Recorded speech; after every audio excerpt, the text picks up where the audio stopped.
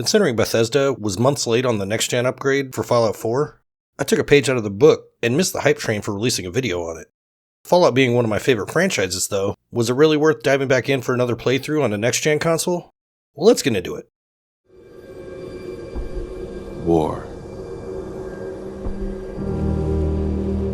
War never changes.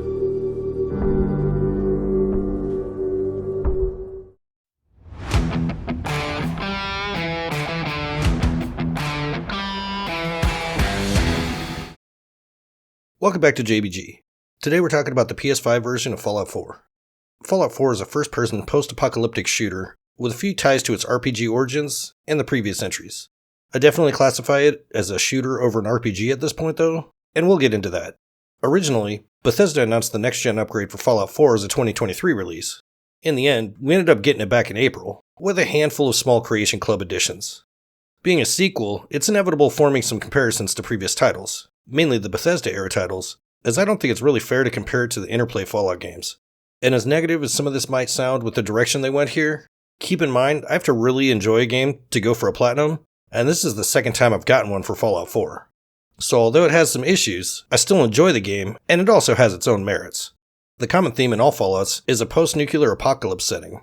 The Fallout 4 story starts where none have started before the nukes fell. It's just a short section wandering around your home, and gives just a small glimpse of what the pre-war era was like. A vault tech salesman knocks on the door letting you know that your family has a spot in a local vault in the event that a war kicks off. Maybe I don't want to talk to you. Oh, you do. Vaults are underground survival facilities meant for human survival in the case of a world not being inhabitable after a nuclear war. Vault-Tec, the company behind the vaults, has some really dark side motives in many of the vaults, but that's its own story by itself. Conveniently for plot progression, you're almost immediately ushered off into the local vault as nukes start dropping right away. Confirmed reports, I repeat, confirmed reports of nuclear detonations in New York and Pennsylvania. My God. I thought it was a really strong start to the game, as we'd never seen this side of the war, and the chaos of the opening moments. When you get down into the vault, you're told to change into a vault suit and get into a decontamination chamber. This being a typical Vault-Tec bait and switch, it's actually a cryopod. So your infant son gets into a chamber with your wife, and you get into your own, and you're froze for 200 years. Your pods thaw out, and you see a group take your child out of your wife's pod and shoot your wife when she tries to resist. When your pod finally opens up to let you out, you search around to find out none of the other vault dwellers survived either. So you're off into the world in search of the man that killed your wife and kidnapped your son. I personally think this is a solid opening for a Fallout game. Unfortunately, because of this setup, a lot of the story after doesn't make any sense because of the urgency a normal person would have and how ridiculous it seems putting it on the back burner to do things like help a bunch of settlements. And those settlements tie into the story almost right away. But let's get into the main game mechanics before talking about the settlements. To get it out of the way up front, there isn't a whole lot functionally different from the PS4 version to the PS5. 16 times the detail. It runs at a 60 FPS for the most part, and that's about it. Included here are all the expected bugs with the creation engine that Bethesda uses. For this next-gen version, there were a few times I was testing the engine to see where it would break, just like I did when I played through Skyrim. The jump to 60 FPS is noticeable, mainly because it's a first-person shooter at this point. I say it's more of a shooter than an RPG now, because they shied away from most of the actual RPG elements and streamlined the few ones that were left. You're shooting in real time, and your progression is perk-based, as opposed to stat building and management like in the previous entries. You have a system called VATS that slows time and allows you to target specific enemy parts, and through VATS, your critical hit meter builds. Once the gauge fills, you can choose when you want to apply a critical to an attack. Otherwise, it plays just like most other shooters. You have ADS tied to the left trigger, fire tied to the right, and throwables on the R1 bumper. VATS being a slow-mo function is one of the first changes they made for Fallout 4, next to the fact you have a voice protagonist for the first time. I like the idea of not pausing in VATS, but I also ignored VATS most of the time on this one, since the shooting was serviceable enough to play through without having to use a tactical pause or target system. The older titles almost always required VATS, at least on consoles, because of how bad the shooting mechanics were. So this is kind of a give and take for VATS, but not a mechanic I really use much here. Stats have all been removed outside of the initial starting special skills, these being strength, perception, endurance, charisma, intelligence, agility, luck. They're mostly self-explanatory, with the exception of intelligence isn't tied to any magic, it's what governs how much experience you get through the actions in the game. Individual action stats have been removed in favor of a perk chart that's basically half abilities or perks and half stat boosts at intervals. You get a perk point each level, and you can put it into the perk chart or raise one of your special stats to open up more of the chart itself. The dumbing down of stat management is one of the biggest points of contention of this game, but one Bethesda has been moving closer to streamline their RPGs for years. I'll admit, I'm also on the side that likes individual stat allocation through progression, letting you adjust your build as you go instead of the fewer but larger intervals. Then there's the settlement system. I'm sure there's plenty of people out there that liked it since there's plenty of crazy build videos out there, but it wasn't much for me. Pretty soon after leaving the vault, you're introduced to the notoriously memed Preston Garvey. I think we could settle down here. Make it a place to call home. What do you think? Preston convinces you to start helping out people in the world so they can join up with the Minutemen, one of the factions of the game. Through joining the Minutemen, you then have to manage these settlements and have infinite radiant quests to go help out settlements that get attacked. As usual, I have something else for you to look at. Sure. I'll mark it on your map. On top of the basic settlement management, there's a decent amount of variety of things you can build in the settlements. But not only did I find the building system pretty janky, but narratively, it doesn't make any sense to abandon the search for your wife's murderer and your son's kidnapper just to go build communities around the Commonwealth, then manage and protect them. Eventually, you can build up the defenses to the point you can pretty much ignore most of them, but it just feels like a last-minute add-in that throws you into the settlement system long before you're even on track of the big bad of the game. And this is from someone that can spend a stupid amount of time building in survival games, and an equally amount of stupid time arranging gear in the homes in Bethesda games. With nowhere else that really makes sense to mention it, I'll talk about how I ran into some bug or feature questions that I never did playing through this game before. Like I said, I was trying to stress the engine a bit, like I did with the PS5 version of Skyrim. Obviously Skyrim's an older version of the engine, and eventually I broke it enough that I just had to finish my playthrough. Here I never exactly broke it, but there were two things I wanted to talk about because I'm not sure if they were intended. First being, I decided to collect every piece of power armor I ran into, since it's extremely common in this entry, to the point of getting a set right at the beginning, right when you meet Preston Garvey. I figured why not collect everyone and throw it in my main settlement, just to see how much crap I could shove in there before the engine started breaking.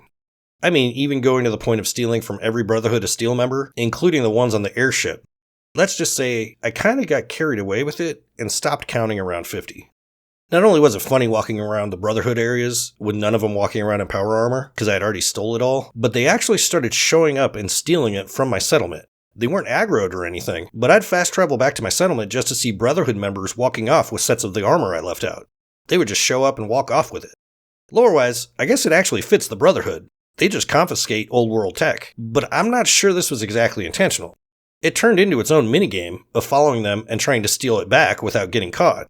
I can't say for certain if this is intended behavior of the BOS NPCs, but I can say with over 300 hours between both versions of this game, I never saw it happen until here, and it happened enough times here to make a minigame out of it.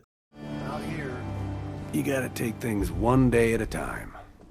The second one I think is more of a byproduct of the Wasteland Workshop DLC. The DLC adds in animal cages that you can catch wild animals in. Initially not having the materials to build a contraption that pacifies them, I decided just to keep catching cats, and I wanted to see how many I could catch before it broke. But it pretty much started looking like any normal hoarder situation.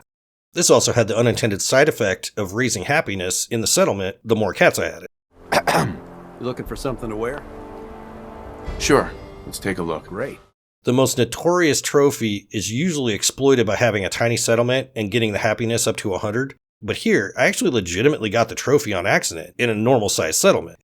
It's a pretty passive way of getting it without having to worry about a settlement. It also comes at the cost of having a bunch of cats sitting around all creepy-like in your hallways. Bug or feature? I don't know. But I thought it was funny and it completely negated one of the worst trophies that people usually save to the end of their playthroughs. Before getting into the rest of the DLCs, my shameless plug. This video is sponsored by my day job. All views and opinions are my own. Likes and subs are appreciated, but don't hit the notification button. Does anybody actually even do that? Seems annoying. Don't do that. Anyway, I'm glad you're here. Something else has come up. Our scouts have found a promising spot for a new settlement. Along with Wasteland Workshop, there's a few DLCs of different sizes that you can dive into with different levels of content. Automatron is a shorter questline that basically concludes with giving you the ability to create and customize a robot companion to take with you, as opposed to the game's normal companions. This one is kind of a take it or leave it DLC. It's a decent small story questline and can be useful if you really want to customize a companion, but it might not be something a lot of players care about. Contraptions is another take it or leave it the way I see it. It adds a bunch of settlement stuff and the ability to automate some things like ammo production. I messed with it a bit initially in the PS4 version, but outside of the ammo, I never really thought it had enough value. The Vault-Tec DLC, I'm kind of mixed on. It's another settlement-based DLC, except it adds a huge area that you can basically build your own vault in. It has a small quest line that's kind of funny aligned with it, but it wasn't really anything special. I could see a lot of fans wanting to build their own vaults, so there might be a bit of value here for the right people. Considering how obnoxious I find the main building mechanic here, I did the small quest line, but left that huge settlement to die a slow death. The real meat of the DLCs comes with Far Harbor and Nuka World. Nuka World is set in an amusement park themed around the popular soda in the Fallout world, Nuka-Cola, in an entirely new area with raider factions to deal with. This was a Bethesda attempt to add a little more freedom to the game, since that was a huge complaint at launch. I think it was a bit of a missed effort, but I'll admit I like playing through it here more than when it first came out. My main issue with it is how they tied it into the main world at the expense of just handing over settlements to raider factions. Narratively, it also makes no sense. You're not just going to hand over a bunch of settlements you built up to random raiders you just found in an amusement park. This being another one I'm sure people had a lot of fun with, but that part of it, I only did it once to see if Preston would stop telling me another settlement needs my help. Some things are unforgivable. Hi. I trusted you once. Never again. But I'll admit I did enjoy the main questline of the DLC going between the different areas of Nuka World and playing the raider factions against each other. It was a fun enough diversion from the main story. Even the point of going out of my way to actually get that power armor taunting you the whole time just because I had to have it for the collection. I'd say Far Harbor is easily the strongest DLC. You're sent to a small island in search of a runaway girl who's convinced she's a synth, obviously short for synthetic. This has parallels to the main game storyline, but it's presented in a way I can appreciate. It's another standalone area with new enemies and weapons, far more impactful than any addition from Nuka World. And the coastal island's a really cool setting, even if giving a little bit of flashback to the Fallout 3 Point Lookout DLC. There's plenty here as for decent DLC story. The one drawback I saw was a little too late to add any choice or consequence that they tried injecting at the end of it. But even approaching it with the same mentality I do to the rest of the game, I'd say it's one of the best quest lines in the game. A must play? Maybe not. But if considering DLC at all, I would suggest saving this one for last, because the rest will seem pretty lackluster afterwards. On the added Creation Club content, it's extremely minimal, and I honestly couldn't tell much of what was added because I'd actually spent a few bucks on the Creation Club stuff when I went for the Platinum on PS4. I think it's just a weapon or two and a set of power armor, that kind of thing. On the achievement front, Bethesda games aren't really ever challenging Platinums, just time consuming. Fallout 4 I'd say is one of the most forgiving up until endgame in regards to backup saves required, and it's even going to warn you about the time another faction is going to be hostile, and you can take all the faction questlines pretty late game before there's a point of no return. Though I usually recommend multiple playthroughs to see the different sides of Fallout 3 and New Vegas, here I would really suggest strategic saves to get all the endings in one playthrough. One of the largest faults of this game is there's not a whole lot that ever plays out different through the playthroughs, unless you decide to do things like collect cats or power armor. So there isn't a whole lot of difference to see up until those ending scenarios. That's kind of the tip of the gripes I have with this game. Again, I have hundreds of hours here, but this game is nowhere near perfect. The lack of any choice is apparent very early since all your dialogue options are different versions of the same thing. It's almost more insulting to present it as if there's any player choice and just have everything end up being the same thing in different tones. I really didn't mind a voice protagonist as much as a lot of the fanbase did, but even having the dialogue options that aren't actually options, it just seems like a waste of effort for devs and voice actors. Narratively speaking, it would have been better just to remove the options altogether and have cookie-cutter cutscenes. And that's not to say all the content is creatively bankrupt. There's some really good and classically funny questlines, and a bunch of different areas to get lost in. Sorry. That's a deal I won't accept. Then you'll just have to kill me. But all of it comes at the cost of what's the most possible urgent story setup they could have gone with. I've heard arguments that Fallout 1 and 3 had the same problem, but I don't see it that way at all. Fallout 1 had a time limit set to the main storyline, so side quests could still fit into the narrative since you already knew you had to manage the time left to return the water purification chip. Fallout 3 wasn't anywhere near as urgent. Your dad left on his own accord. He wasn't in any inherent danger just from leaving the vault. Here, your wife is murdered and your son kidnapped. Literally no synth kid running away from home or any amount of Preston Garvey harassing me to help another settlement would logically put that plotline on hold. Then there's the obvious streamline of the character builds and the fact you already have a backstory here. Your skills boil down to 7 actual stats and a chart of associated intervals. As a longtime RPG fan, I always like being to allocate stats and skills overall, and manage my own progression. It leads to more concise builds, and leaves the ability to start to cross-spec if you really want to. The argument could be made, functionally it's the same, and that late game you always ended up being a jack of all trades in the previous games. But it's the streamlining the stats and builds itself for the bigger audience that just felt off. I said it was a functional shooter, but I wouldn't say it's a good shooter. The actual mechanics work good enough to make it playable, but it's nowhere near as tight as a normal FPS-focused game. By far the best Fallout has seen so far. The actual weapon customization, it's kind of skin deep too. Eventually you're adding the same weapon mods to every weapon, simply for the stat boost to match enemy scaling. The scaling here is kind of jacked from the jump. After about the first 20 to 25 levels, you really aren't going to be out-leveled anywhere on the map. On the other hand, there's variants of enemies that don't even show up until such a high level that most players won't ever see them. You can level hundreds of times until you're completely maxed out, but there's really no reason to do that after you've already spent around 100 hours going through every possible questline and running low on actual content outside of the Radiant quests. I don't necessarily consider the addition of the building mechanics and the settlements a con, but the settlement system feels just injected into a game that was never intended to include it. It's also Bethesda's first attempt, so naturally it's extremely buggy and never seems to do what you want.